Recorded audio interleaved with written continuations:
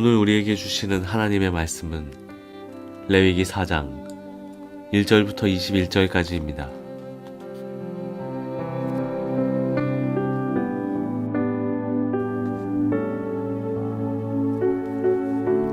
주님께서 모세에게 말씀하셨다. 너는 이스라엘 자손에게 다음과 같이 일러라.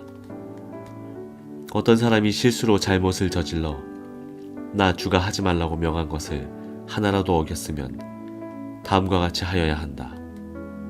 특히 기름 부음을 받고 임명받은 제사장이 죄를 지어서 그 벌이 백성에게 돌아가게 되었을 경우에 그 제사장이 지은 죄를 용서받으려면 소떼 가운데서 흠없는 수송아지 한 마리를 골라 속죄 제물로 주에게 바쳐야 한다. 그는 그 수송아지를 주 앞 곧 회막어기로 끌고 가서 그 수송아지의 머리 위에 손을 얹은 다음에 주 앞에서 그 송아지를 잡아야 한다.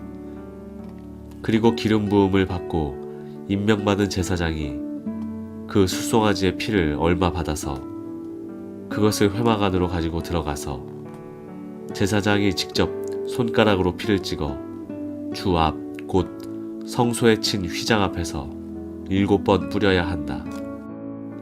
제사장은 또 그 피의 얼마를 회막 안 주 앞에 있는 분향단 뿔에 돌아가면서 두루 바르고 나머지 수송아지의 피는 모두 회막 어귀에 있는 번제단 밑바닥에 쏟아야 한다.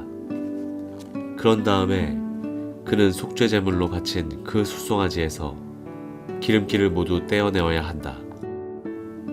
떼어낼 기름기는 내장 전체를 덮고 있는 기름기와 내장 각 부분에 붙어있는 모든 기름기와 두 콩팥과 거기에 덮여있는 허리깨의 기름기와 콩팥을 떼어낼 때 함께 떼어낸 간을 덮고 있는 껍질이다. 마치 화목제물이 된 소에게서 기름기를 떼어낼 때와 같이 그렇게 떼어내어 제사장이 직접 그것들을 번제단 위에 올려놓고 불살라야 한다. 수송아지의 가죽과 모든 살코기와 그 수송아지의 머리와 다리와 내장과 똥과 그 수송아지에게서 나온 것은 모두 진 바깥 정결한 곳 곧 재 버리는 곳으로 가져가서 잿더미 위에 장작을 지피고 그 위에 올려놓고 불살라야 한다. 그 수송아지는 재 버리는 곳에서 불살라야 한다. 이스라엘 온 회중이 실수로 함께 책임을 져야 할 잘못을 저지르면 그것은 비록 깨닫지 못하였을지라도 죄가 된다. 나 주가 하지 말라고 명한 모든 것을 하나라도 어겨서 벌을 받게 되면 그들이 지은 죄를 그들 스스로가 깨닫는 대로 곧바로 총회는 소떼 가운데서 수송아지 한 마리를 골라 속죄 제물로 바쳐야 한다. 수송아지를 회막 앞으로 끌어오면 회중을 대표하는 장로들은 주 앞에서 그 수송아지의 머리 위에 손을 얹은 다음에 주 앞에서 그 수송아지를 잡아야 한다. 그리고 기름 부음을 받고 임명받은 제사장은 그 수송아지의 피를 얼마 받아서 회막 안으로 가지고 들어가서 제사장이 직접 손가락으로 그 피를 찍어 주 앞 곧 휘장 앞에서 7번 뿌려야 한다. 그는 또 회막 안 주 앞에 있는 제단불에 그 피를 조금씩 바르고 나머지 피는 모두 회막 어귀에 있는 번제단 밑바닥에 쏟아야 한다. 그런 다음에 그는 그 수송아지에게서 기름기를 모두 떼어내게 하여 그것을 받아 제단 위에 올려놓고 불살라야 한다. 그는 이렇게 수송아지를 다루면 된다. 이 수송아지도 속죄 제물로 바친 수송아지를 다루듯이 다루면 된다. 제사장이 이렇게 회중의 죄를 속하여 주면 그들은 용서를 받는다. 제사장은 그 수송아지를 진 바깥으로 옮겨 앞에서 말한 수송아지를 불살을 때와 같이 그렇게 그것을 불살라야 한다. 이것이 바로 회중의 죄를 속하는 속죄 제사이다.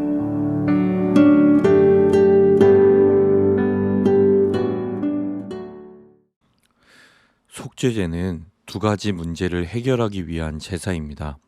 첫째로 레위기 4장부터 5장에 나와 있듯이 비고의적인 죄를 해결하고, 둘째, 레위기 11장부터 15장에 나와 있듯이 부정결의 문제를 해결하기 위함입니다.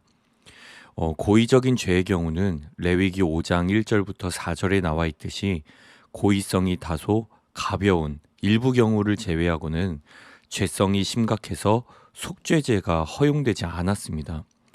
심각한 죄는 중범죄이기 때문에 하나님께서 직접 징벌하시거나 백성들에게 지시하셔서 그 죄인을 돌로 쳐 죽이게 하셨습니다. 이렇듯 속죄제는 고의로 계명을 어긴 경우가 아니라 실수로 비고의적으로 계명을 어긴 사람을 구제하는 방편입니다. 본문 2절입니다.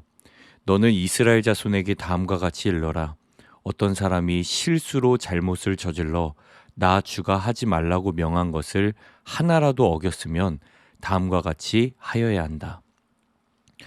본문 3절 이하의 말씀을 보시면 아시다시피 특별히 속죄제는 누구를 위한 속죄인지에 따라 피를 처리하는 방식이 달랐습니다.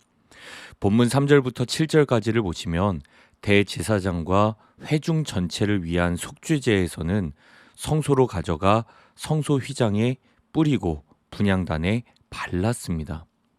반면에 성소 뜰에 있는 번제단 뿔에 피를 바르는 속죄제는 족장과 백성을 위한 속죄제였습니다. 또한 남은 고기를 어떻게 처리해야 하는지도 이 제사의 주체에 따라 달라졌습니다. 여기서 주목할 점은 제사장과 회중을 위한 수소의 피는 성소 안으로 들어가 분향단을 중심으로 처리를 했지만 평민의 속죄제 짐승의 피는 마당의 번제단에서 처리했다는 것입니다. 이유가 있습니다. 그것은 신분에 따른 죄의 전파력과 영향력에 차이가 있기 때문입니다. 레위기 말씀을 계속해서 읽다 보면 깨닫게 되는 사실이 하나 있는데, 그것은 인간의 죄와 부정결은 곧 하나님의 임재가 있는 성전을 오염시킨다는 것입니다. 그러니까 이 말인즉슨 제사장과 회중의 이 죄의 도끼는 성소까지 침범을 하게 되는 것이고, 평민의 죄는 마당에 번제단을 더럽히게 되는 겁니다. 그렇기 때문에 누구를 위한 속죄인지에 따라 피를 처리하는 방식이 달랐던 것입니다. 여기까지가 본문 1절부터 12절까지의 대략적인 내용입니다.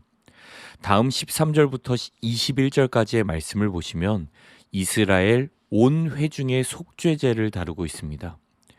회중을 위한 속죄제의 제물로서는 제사장처럼 흠없는 수송아지가 요구됩니다. 본문 14절입니다. 그들이 지은 죄를 그들 스스로가 깨닫는 대로 곧바로 총회는 솥대 가운데서 수송아지 한 마리를 골라 속죄 제물로 바쳐야 한다. 그리고 수송아지를 회망 앞으로 끌어오면 회중을 대표하는 장로들은 주님 앞에서 그 수송아지의 머리 위에 손을 얹은 다음에 주님 앞에서 그 수송아지를 잡아야 했습니다. 그리고 제사장은 그 수송아지의 피를 받아서 회막 안으로 가지고 들어가 제사장이 직접 손가락으로 그 피를 찍어 주님 앞, 곧 휘장 앞에서 7번 뿌렸습니다. 이런 식으로 제사장이 회중의 죄를 속하여 주면 이스라엘 온 회중의 죄가 용서받는다라고 주님께서는 말씀하십니다.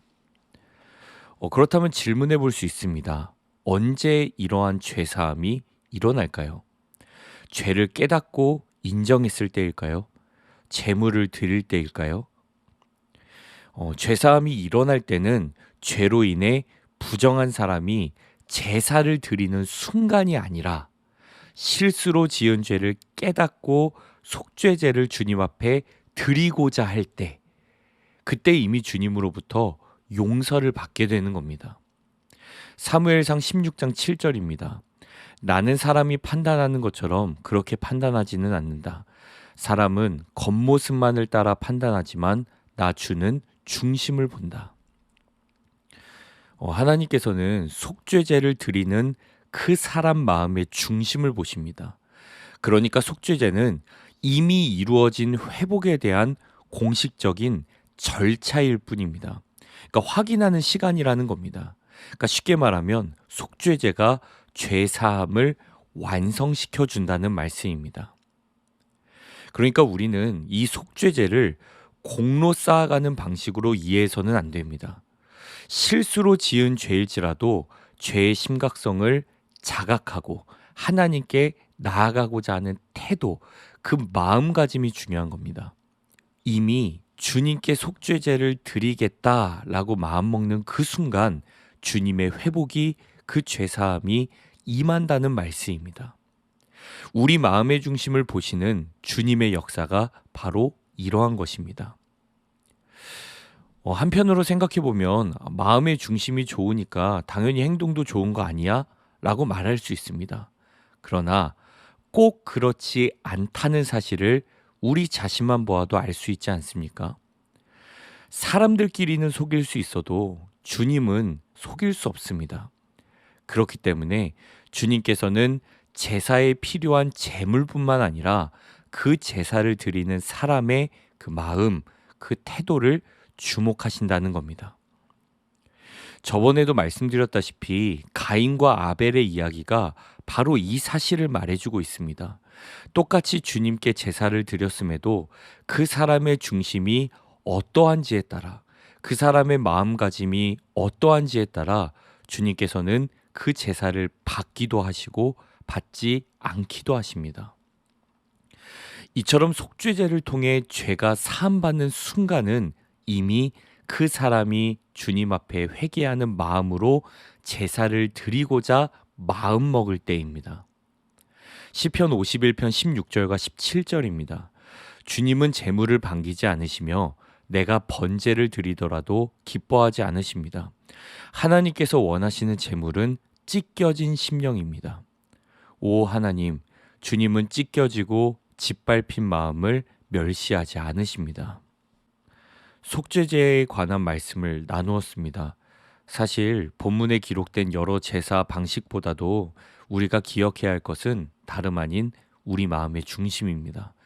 가장 중요하고 가장 우선시 되는 것은 주님을 향한 우리의 마음, 예배를 향한 우리의 마음인 것입니다. 이사야 1장 18절, 오너라 우리가 서로 변론하자. 너희의 죄가 주홍빛과 같다 하여도 눈과 같이 희어질 것이며 진홍빛과 같이 붉어도 양털과 같이 희어질 것이다.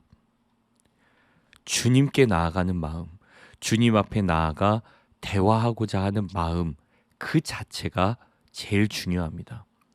요한일서 1장 9절, 우리가 우리 죄를 자백하면 하나님은 신실하시고 의로우신 분이셔서 우리 죄를 용서하시고 모든 불의에서 우리를 깨끗하게 해주실 것입니다. 주님 앞에 우리 죄를 자백하고자 하는 마음, 주님의 자비로우심과 은혜로 깨끗하게 되기를 원하는 그 갈급한 마음, 이것이 가장 중요합니다. 오늘 말씀을 통해 우리의 마음과 생각을 지키시는 그 주님만을 더욱 의지할 수 있기를 바랍니다. 주님의 관심은 제사가 아닙니다. 그 제사, 그 예배를 드리고자 하는 예배자의 마음에 더 많은 관심이 있으십니다. 우리의 입술의 말과 우리 마음의 묵상이 주님께서 기뻐 받으시는 향기로운 예물 될 수 있기를 주님의 이름으로 축복합니다. 기도하겠습니다. 주님, 속죄제에 대한 말씀을 나누었습니다. 결국 주님께서 우리에게 원하시는 것은 제사나 제물뿐만 아니라 우리 마음의 중심을 원하신다는 것을 깨닫게 됩니다. 주님 바라는 것은 우리의 마음의 중심을 보시는 주님 앞에 우리가 더욱더 신실하게, 정직하게, 진실하게 우리의 마음을 주님께 드릴 수 있기를 원합니다. 주님께서 원하시는 것은 어떤 형식과 절차보다도 그 예배를 참여하는, 그 형식에 참여하는, 그 절차에 참여하는 우리 마음의 중심을 보신다는 사실을 잊지 않게 해주십시오. 주님, 오늘 이 시간 우리에게 찾아오셔서 우리의 마음을 정결케 해주시고 또 주님께서 기뻐하시는 마음으로 변화시켜 주십시오. 주님께 감사드리며 우리 마음의 중심을 보시는 예수 그리스도의 이름으로 기도합니다. 아멘.